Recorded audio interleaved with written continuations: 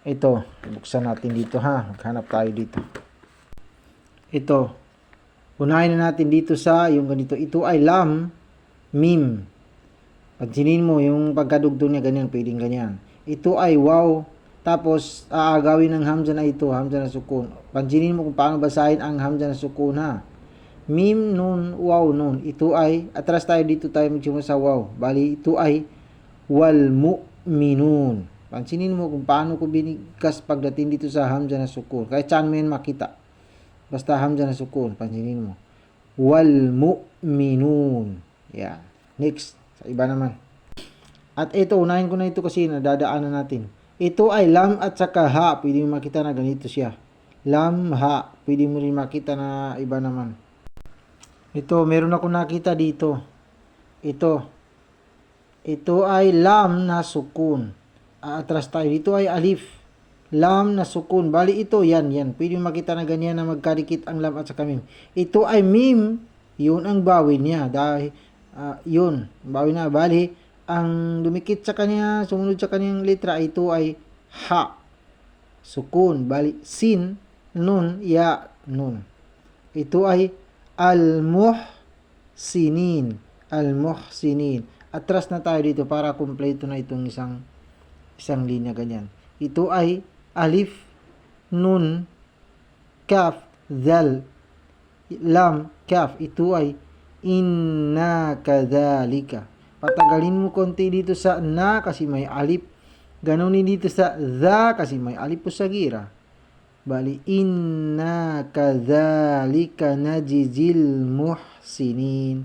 Ito ay nun, jim, zay, mula dito hanggang dito ay para sa tulok na ito ay nun. Yung ganito naman hanggang dito ay para sa tulok na ito ay jim. Kung wala lang kasi tulok yung ganito, ito ay ha. Pero dahil may tulok, ito ay jim. Ito ay zay dahil may tulok. Aliful line ito. Bali, kapag diniretso mo ay inna kadhalika najizil muhsinin. Magbabounce itong jim pala. Ewan ko, nasabi ko ba sa unang part. Sige lang, walang problema kung ulitin ko. Ito. Itong letrang jim or dal or ba at saka po at saka itong qaf. Ito yung mga letrang magbabounce kung basahin mo. Lalo na kapag sa last. Kahit hindi lang sa last. Basta kahit may bawel pa sila, kung gawin natin siyang sukun ay magbabounce. Kagaya ng Qul a'udhu bi rabbil falaq. Ito ay qaf. Ang falaq doon ay ganyan, qaf. Doon naman sa dal ay halimbawa qul huwallahu ahad. Kailangan d, wag mo sabihin na qul huwallahu ahad. Kailangan d. Ganyan din mga jim na yan. B. Tabbat yada abi lahabi wa tab. Meron kasi yung sadda doon kasi kaya nasabi na tab. Kung wala lang ay kagaya ng tabbat yada abi lahabi wa tab ma aghna anhu maluhu wa ma kasab. B. Hindi ko sinabi na kasab kasi wala nang sadda yun. Tingnan natin dito, makita natin yan. Ito, tabbat yada abi lahabi wa tab. Itong ba. May sadda. Ito naman ay ma aghna anhu maluhu wa ma kasab. Itong ba ay walang sadda, kaya hindi ko sinabi na kasab. Yan. At yung iba ay makita rin natin. Balik tayo dito sa lam at saka mim. Ito, meron ako nakita dito. Ito ay lam na sukun, ito ay mim. Yun ang bawin niya. Then, ra na sukun, ito ay ain, din aliful line. Atras tayo. Ito naman ay alladhi. Naulit naman ang alladhi. Ito ay waw. Bali, walladhi akhrajal mar'a. Alif, kha, ra. Ito ay jim. Yun ang bawel. Bali, walladhi akhrajal mar'a. Yan. Next, sa lam at saka ha. Meron ako nakita dito. Ito naman ay lam at saka ha. Yun ang bawi ng lam. Ito ay ha. Yun ang bawi. Ito sumunod sa kanya ay mim na sukun. Bali, ito ay lahum. Pwede mo makita ang lahum na ganito. Parang nagkahalo ang lam at saka ha. Pwede mo rin makita sa ganito. Ito. O, tingnan mo. Ito ay lam, ha, min. Lahum. Yan. Ganyan mo makita ang lam at saka ha. Tingnan mo, ito ay lahum din ito. Lahum din ito. Lam, ha, mim.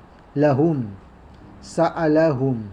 Huwag natin ipakita yung mga dito kasi ang point lang ay yung ganyan. Dadaanin kita sa unti-unti para hindi ka mabibigla. Ito ay alif at saka lam at saka mim din na ganyan. Iba naman yan. Bali okay na yun siguro, sapat na yun, at least may idea ka na, at least na ipakita ko na sa iyo ang lam at saka ha at saka lam at saka mim na magkasunod. Bali meron ako nakita dito ay nakita ko na nadadaanan natin, ba ipapakita ko na. Itong ganitong sign, ganyan, at saka yung ganitong sign. Kapag may tulok, ra. Ganon din ganito. Pero ito ay may tulok na yan, ito ay zay. Ito ay may tulok na yan, yan ay zay. Kaya zay itong dalawang letra na magkaiba ng sign. Kaya sa madaling salita, ang letrang ra at saka zay ay dalawang klase lang makita mo. Pwedeng ganito, pwedeng ganyan. Ra at saka zay. Tingnan mo, ito ay ra dahil walang tuldok. Pareho sila ng iyan. Pero ito ay may tuldok, kaya ra. Itong ganyan, pwede mo makita ang ganito rin ang ra sa ibang paraan. Ito ay jay din ito, jay, may tuldok. Kaya dalawang paraan ng ganyan. Ito ay wa huwal azizul ghafur. Wow, ha, wow. Ito ay alif, lam, ain. Kapag sa center ang ain or ghain ay ganyan. Zay, ya, zay, alif, lam. Tingnan mo, ito ay ghain dahil may tulok, ghain. Tingnan mo, lam at saka ghain. Ito ay lam at saka ain dahil walang tulok, ain. Fa, waw, ra. Ito ay al-ghafur. Balik kapag diniritso mo ay wa huwal azizul ghafur. Next.